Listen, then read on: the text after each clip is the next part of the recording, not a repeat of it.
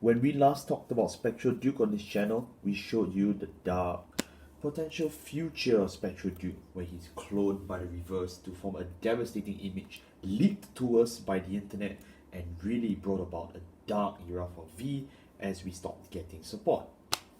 Then they printed a 500 yen starter. Hey, what's going on, guys? I'm G3s here. Today I am back to cover Spectral Dupe Dragon. The deck is now completed.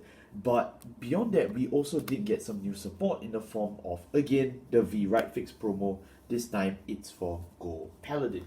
I can say with absolute certainty that when these cards were first introduced as a concept, this is definitely the first deck I was thinking of, and I'm very happy that I can finally have a video where I can actually show it to you. It's been, I think, about almost 20 different Right Fix promos, or about at least 16 or 18 Right Fix promos, and I'm digging very close into the pile to cover Spectral Dupe. Now, when they do Narukami, I will try my best to do a Narukami one if I still have the time and I'm still alive. But yeah, I just wanted to just say it out of the way because people be asking me, what about Narukami? Well, first of all, Narukami is a horrible clan. Secondly, they just haven't gotten their Right Fix promo yet. I may just do Gear Chronicles, see how. But beyond that, let's just talk about Spectral Duke Dragon. There is no right deck. This is V series, so we're gonna have to go through grade by grade to break it down. The deck as a whole has not changed. It's just its consistency has shot through the roof, and it's made it into a very formidable deck in my testings, so I wanted to share. Our grade 3s, we obviously play 4 copies of Spectral Dupe, 3 copies of Spectral Dupe, 4 copies of Full Calvier, and then we have 1 copy of Percival because we are playing in the Japanese format. Obviously, who else plays V? But if you are playing ENV, which you guys do exist, you don't get this option of playing Percival. So just keep that in mind. It's just 1 card, although Percival's really good, so I should just start with him. On the Vanguard Circle, although you never ride him, all your XL units gain 5. Okay, very cool. When placed on VOR, if your Vanguard is grade 3 or greater, count +1 and discard 1. Search your deck.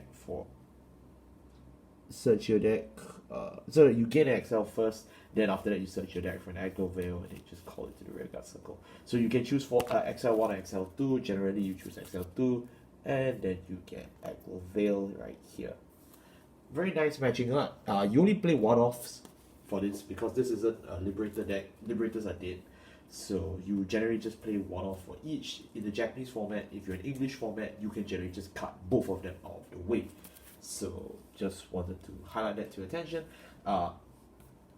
A Gloveil skill, I also mentioned it now. When placed on Vanguard Circle, count +1, look at the top 3, call up to one of them to Rearguard Circle. Although you never ride a Gloveil, okay? You never ride him.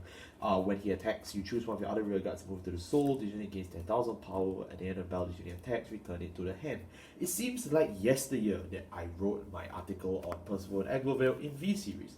So, you know, it's kind of funny that now that it's been 3 years plus 4 years looking back at V, I'm so sad to see the Liberators have fallen from grace.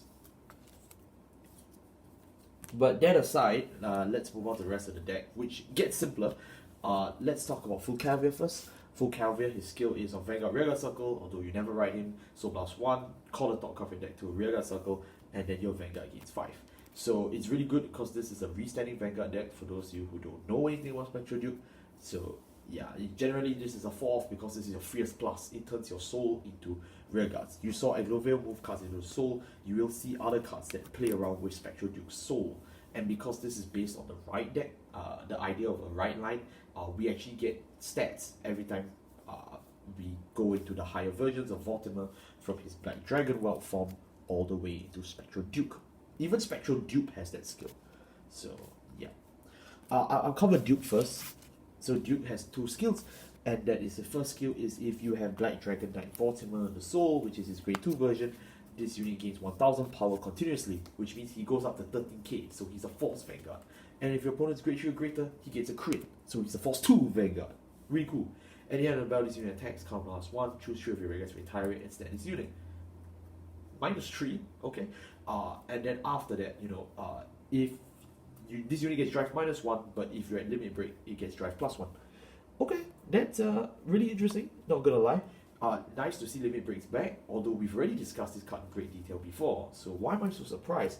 Well, it's because we generally do not like a -3 to any board, but Gold Paladin, we superior call stuff. Not really. That is until our new promo, Taydalt. Taydalt is going to help us fish out the cards we need in the form of Vortimer to ensure that we can always get a +2 when we ride up. This +2 is instrumental in setting up the game tempo and will allow us to generally play this game well.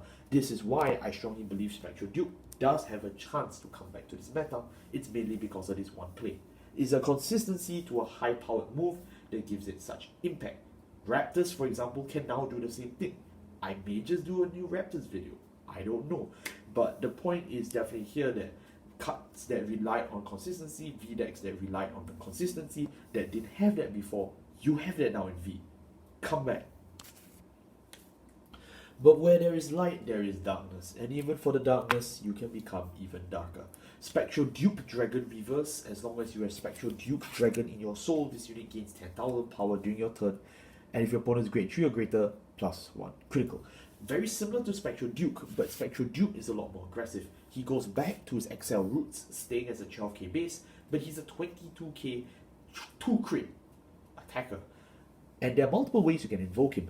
At the end of the bell that your Vanguard attacked, if you have 5 or more damage, counterblast 2 and lock 3 of your rear guards and ride this unit as stand. Seal off all auto abilities of this card for the rest of the turn.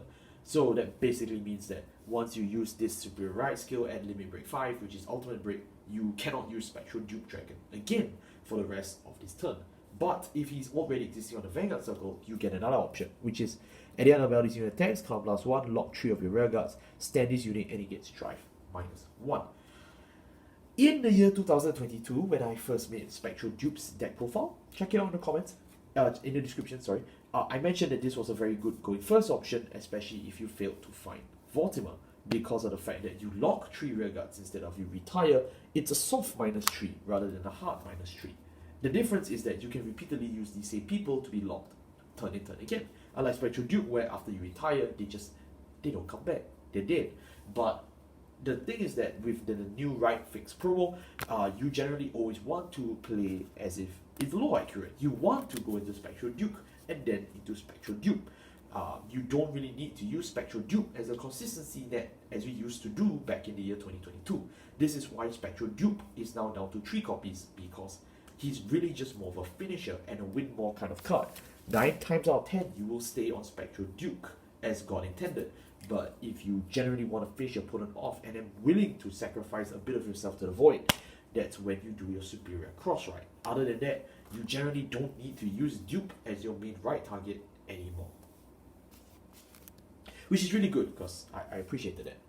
Our grade 2s, we obviously play 4 copies of Taydalt, 4 copies of Vortimer, Black Dragon Knight Vortimer, and 1 copy of Agloville. Now, before we get started, a lot of you will be saying, whoa, Armes, hold on. 9 grade 2s in Gold Paladin, that sounds like suicide. Well, you remember Gurgit used to do that, and generally speaking, you have very easy ways to find your grade 2s. Taydalt is one way you will find Vortimer. Vortimer is your prime right target, so you always want to ride Vortimer. What does Vortimer do? Continues during your turn or your opponent's turn as well. This unit gains 1000 power if Scout of Darkness Vortimer is in the soul. This applies to your rearguard Vortimers as well. So if you have Scout of Darkness Vortimer in your soul, these all become 10k units. They all become Force grade 2s. That's insane. Second ability is that when he's retired by your card's ability, move this unit to the soul, counter charge 1. Vortimer is one of the weaker forms of counter charge, but in this deck, because you're playing it as a more hybrid and more aggressive kind of deck, you no longer need to play stuff like Din Drain or even the other Horsegal. So generally speaking, this is our main source of counter charge. Vortimer, because he comes very abundantly, you can just move into the soul and counter charge. He's basically just a soul charge, counter charge 1, and he moves himself to the soul, which fulfills his requirements for Spectral Duke Dragon. Do note for Spectral Duke Dragon, his skills only on the Vanguard circle, so if you call him, he's still a 12k grade 3. But for Vortimer, the grade 2, he can become a 10k grade 2. Please take note, it's important. His last skill though is that when he's rolled upon by Spectral Dupe Dragon, similarly to the anime, you can look at the top 5 cards of your deck and call 2 cards from among them and shuffle the deck. It's a hard +2 upon riding up, allowing Vortimer to succeed and reach his potential as the true Black Dragon. You get a free +2 to board. It's really nice. I love lore. And then of course we have T-Dot. T-Dot has the typical right fix skill, which is the main purpose of this card. At the beginning of your turn, at the beginning of your right phase, if your Vanguard's grade 1 or less, discard this card, look at the top 5 cards of your deck, choose up to one grade 2 or less card from among them and add it to the hand, and then shuffle the deck. So it can whiff at times because we don't have a very large grade 1 or 2 pool, but just digging as hard as you can for Vortimer is good. Do note that digging for Skull of Darkness Vortimer is also very good, because Skull of Darkness Vortimer is an ideal right target, as we'll get to in a bit. His second skill works a lot like Holy Mage Quill from G-Series, if you still remember that. When he attacks when boosted on VOR, count last 1, look at the top 4 cards of your deck, choose up to one from among them and call it to a rearguard circle. If this unit is attacking a grade 3 or greater opponent Vanguard, you can call 2 instead of 1. So yeah, it's pretty good, not gonna lie. But the thing is that you don't want to ride him, as I mentioned. The same with Aglovale, you just don't want to ride anyone that's not involved in the Black Dragon storyline. So you will generally always ride into Vortimer. But this card overall is really nice. It helps Spectral Duke build a board after he's eaten the board. It helps Spectral Duke ensure rider consistency, which gives him the best effects possible. Moving on to our grade 1s. Our grade 1s are very easy. We play 4 copies of Demon Slaying Swordsman Haugen. We play 4 copies of Skull of Darkness Vortimer. And then we play 4 copies of Knight of Dawn Gobradok. I know what a lot of you are thinking. Okay, it's really simple. We know what Gobradok does. It's a typical grade 3 searcher. And you know, his Unite condition gives him 5,000 power on Vanguard or Rearguard Circle. Very nice, but you don't ride him. You know who you do ride though? You always ride Skull of Darkness Vortimer. When placed, you look at the top 7 cards of your deck, choose up to 1 copy of Black Dragon Knight Vortimer or Spectral Duke Dragon and add it to that hand. So he's generally just really good upon riding because he can search for the rest of his future evolutions just like that. But when he's retired from the Rearguard Circle, move this unit to the Soul, your Vanguard gains 5,000 power. Very essential because Spectral Duke is a restanding Vanguard. So having extra copies of Vortimer around that you retire to move to the Soul is nice. An extra Soul can be used for your stuff like, you know, your full Calvia, as we mentioned earlier. This is generally how your advantage can pile on. And then of course, my funny tech pick is Demon Slaying Swordsman Haugen. Haugen is a card from the Garmor trial deck that has been retrained in V series among their first wave.